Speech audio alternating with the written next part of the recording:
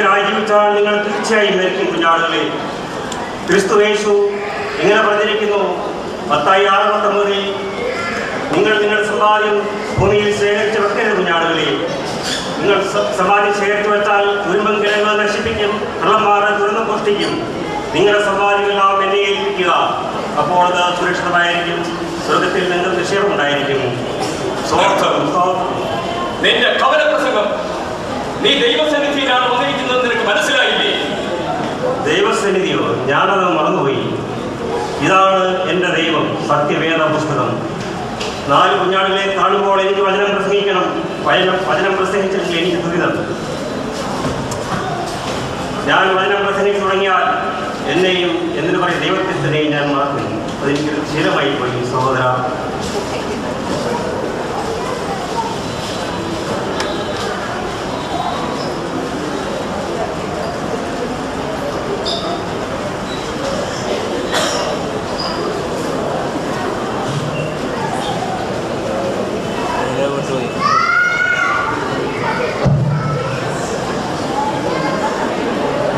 നീ ഭൂമിയിലായിരുന്നപ്പോൾ വചനം പ്രസംഗിച്ച് നടന്നത് ദൈവത്തെ പോലെ മറന്നാണെന്ന് എനിക്കറിയാം. ഈ ആത്മാവിനെ കാണുന്ന നന്മതിന്മകളുടെ കണക്കുകൾ വായിക്കുകയാണ്. 1, ഈ ആത്മാവ് ഭൂമിയിലായിരുന്നപ്പോൾ അങ്ങയുടെ നാമത്തിൽ വചനം പ്രസംഗിക്കുകയും അനേകരെ മാനസാന്തരത്തിലേക്ക് നയിക്കുകയും ചെയ്തിട്ടുണ്ട്. രോഗശാന്തികളും അത്ഭുതങ്ങളും ചെയ്തതായും ജീവന്റെ പുസ്തകത്തിൽ കാണുന്നു. 2, ധനമോഹം എന്ന പ്രലോഭനത്തിൽ ഈ ആത്മാവ് വീണുപോയി ദൈവവചനത്തിൽ മായം ചേർത്ത് കച്ചവടം നടത്തി ആർഭാടമായി ജീവിച്ചു. 3, ഇയാൾ കത്തോലിക്ക സഭ ഉപേക്ഷിച്ച് സ്വന്തമായി ഒരു സഭ സ്ഥാപിക്കുകയും അതിന്റെ മെത്രാനായി സ്വയം അഭിഷേകം ചെയ്തതായും കാണുന്നു. 4, കത്തോലിക്ക സഭയുടെ പാരമ്പര്യങ്ങളും പഠനങ്ങളുമെല്ലാം ഈ ആത്മാവ് പുച്ഛിച്ചു തള്ളി. 5, കത്തോലിക്ക സഭ ഈ ആത്മാവിനെ പുറത്താക്കിയതായും ഈ പുസ്തകത്തിൽ കാണപ്പെടുന്നു. ദേവസ്യ, നിനക്കെന്താണ് ഇതിനെക്കുറിച്ച് ദൈവസന്നിധിയിൽ ബോധിപ്പിക്കാനുള്ളത്? അയ്യോ ശ്രേഷ്ഠനായ പത്രോസേ, ഞാൻ വചനം പ്രസംഗിച്ചതും അനേകരെയും മാനസാന്തരത്തിലേക്ക് നയിച്ചതാണോ ഞാൻ ചെയ്തത്? അനേകം കുഞ്ഞാടുകൾക്ക് രോഗശാന്തി നൽകുന്ന തെറ്റായിപ്പോയോ? പിന്നെ ഞാൻ സമ്പാദിച്ചത് അങ്ങേക്കറിയാമല്ലോ. ബന്ധനും ഭർത്താവിനും നഗറിന് കാശുണ്ടാക്കിയ ആ തൊമ്മയെ പോലെയല്ല ഞാൻ കാശുണ്ടാക്കിയത്.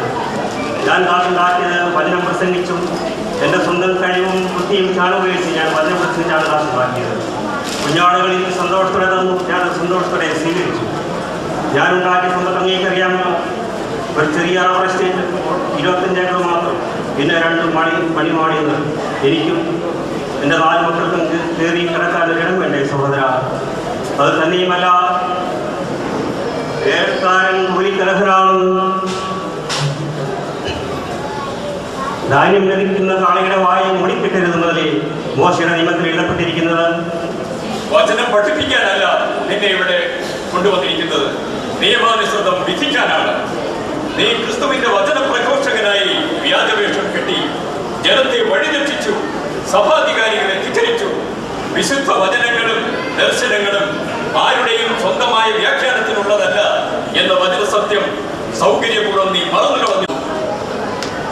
നിനക്ക് ആദ്യമുണ്ടായിരുന്ന വിശ്വാസവും സഭയോടുള്ള വിധേയത്വവും നീ ഉപേക്ഷിച്ചു.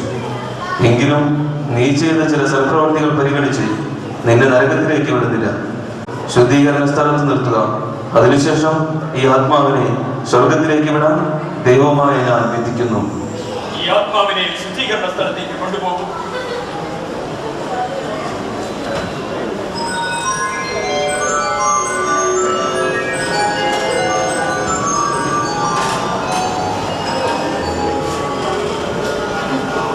നീലേശ്വരം നീലാറ്റിൽ കുഞ്ഞേരി മകൾ കുഞ്ഞന്നാമ കടന്നു വരിക.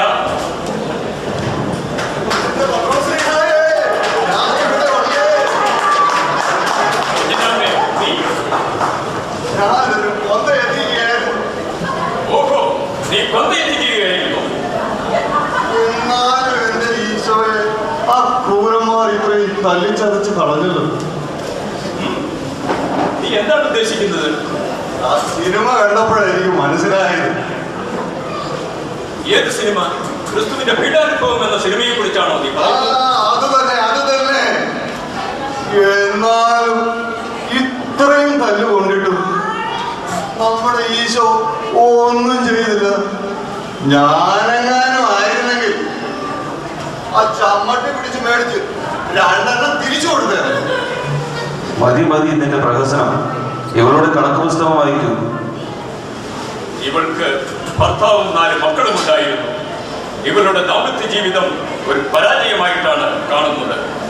കുടുംബം സ്വർഗമാക്കുന്നതിന് പകരം അവൾ അതിനെ നരകമാക്കി. അത് പിന്നെ അറിയാത്ത കാര്യമൊന്നും പറയാതിരിക്കുകയാണ്.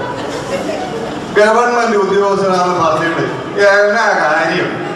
5 പൈസ കയ്യിലുമില്ല, കൈക്കൂലൊന്നും വാങ്ങിക്കുന്നുമില്ല. കുടുംബജീവിതത്തിൽ എന്ന പോലെ സാമൂഹിക ജീവിതത്തിലും ഇവളൊരു വഴക്കാളിയും അസൂയക്കാരിയുമായിരുന്നു. കുഞ്ഞന്നാമേ, നിനക്ക് ഇതേക്കുറിച്ച് എന്താണ് പറയുവാനുള്ളത്? എന്റെ ദൈവമേ, എന്തൊക്കെ ഞാൻ കേൾക്കുന്നത്. ഇടവകപ്പള്ളിയിലെ എല്ലാ ഭക്തസംഘടനകളിലും ഞാൻ വലിയ ആളായിരുന്നു. അതിന് ശരിയല്ലേ? നമ്മുടെ പുറകെ വരുന്നതാണ്. ഇതുകൊണ്ട് ഇടവകപ്പള്ളിയിലെ പല ആൾക്കാർക്കും എന്നോട് വളരെ അസൂയ. ഞാൻ എല്ലാം ചെയ്യാനാണ്.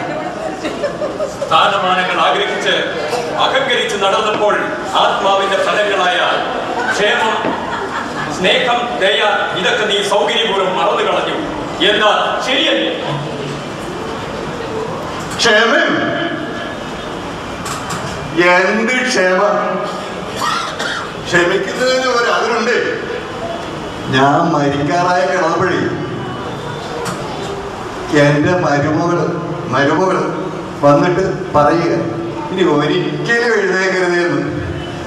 ആവതില്ലാണ്ടായിപ്പോയി. അല്ലെങ്കിൽ ഞാൻ ഒരെണ്ണം വെച്ച് കൊടുത്തേ.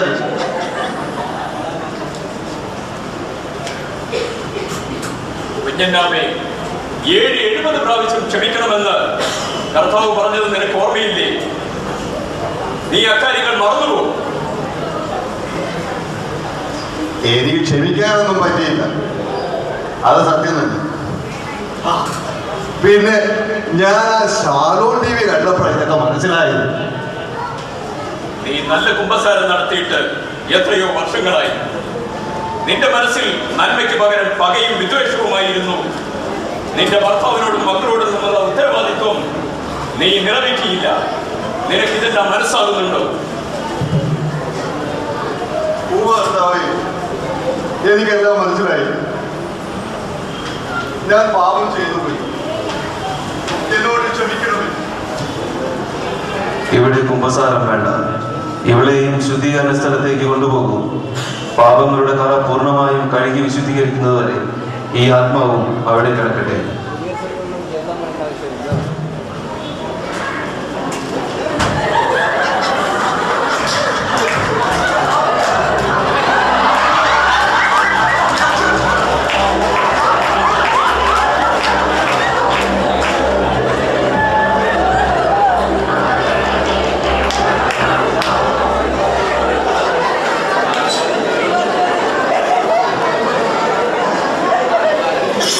പത്രോസേ, ഭൂവാസികളിൽ ആരുടെയും പേർ ജീവന്റെ പുസ്തകത്തിൽ കണ്ടില്ലല്ലോ.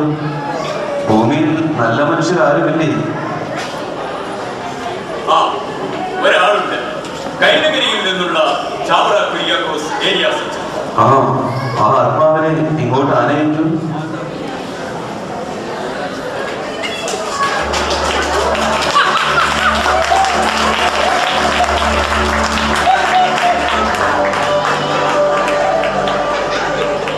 ചാവറേച്ചന്റെ കണക്ക് പുസ്തകം വായിക്കൂ. കേരള കത്തോലിക്ക സഭയെ വിശ്വാസ ദീപം കൊളുത്തി നവോത്ഥാനത്തിലേക്ക് നയിച്ച അരൂപിയുടെ കയ്യൊപ്പുള്ള മനുഷ്യൻ എന്നറിയപ്പെട്ടിരുന്ന ഈ ആത്മാവ് ആഗോള കത്തോലിക്ക സഭയ്ക്കും പ്രത്യേകിച്ച് കേരള സഭയ്ക്കും ഒരു അഭിമാന സ്തംഭമാണ്. നാടുനീളെ പള്ളികളും പള്ളിക്കൂടങ്ങളും സ്ഥാപിച്ച് സഭാധനയരെ വിശുദ്ധരുമാകാനുള്ള യോഗ്യത എനിക്കില്ല. എന്നെ അങ്ങയുടെ ഒരു ദാസനായി മാത്രം കരുതിയാൽ എൻ്റെ വിശുദ്ധിയിലേക്ക് കൊണ്ടുപോകുന്നതിന് ഞാൻ വിശുദ്ധിയിലേക്ക് വരുവാനും ഞാൻ സന്നദ്ധനാണ് കർത്താവേ. എളിമയും ജീവിത വിശുദ്ധിയും ഭൂമിയിലായിരുന്നപ്പോൾ കാത്തു സൂക്ഷിച്ച ഈ ആത്മാവ് വിശുദ്ധിയുടെ മകുടം ചൂടാൻ യോഗ്യതയുള്ളതായി ഞാൻ അറിയുന്നു. നിന്റെ മാധ്യസ്ഥം തേടി പ്രാർത്ഥിക്കുന്നവരുടെ യാചനകൾക്ക് നേരെ എന്റെ കാതുകൾ തുറന്നിരിക്കും.